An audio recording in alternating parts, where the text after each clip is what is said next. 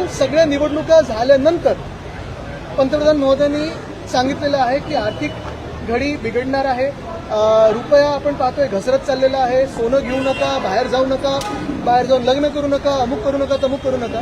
पण स्वतःचे मंत्री आणि स्वतःचा पक्ष हे पाळणार आहे का? रोड शो बंद होणार आहेत का? जे ताफे मंत्र्यांचे असतात ते कमी होणार आहेत का?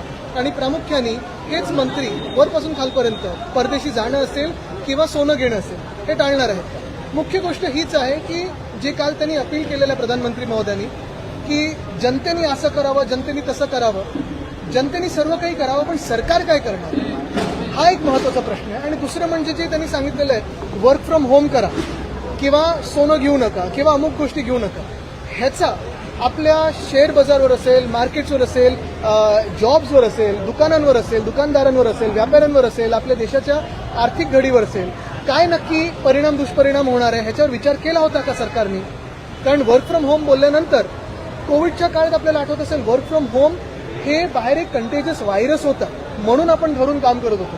पण आता वर्क फ्रॉम होम केल्यानंतर जे ऑफिसमधले सगळे घरी बसून काम करतील त्याच्यात इलेक्ट्रिसिटीचं कन्झम्पशन असेल किंवा मग इंटरनेटचा वापर असेल, हा जो वाढणार आहे आणि ह्याचा परिणाम, ह्याचा इम्पॅक्ट जो देशाच्या पूर्ण व्यवस्थेवर होणार आहे त्याचा देखील सरकारने विचार केला आहे का?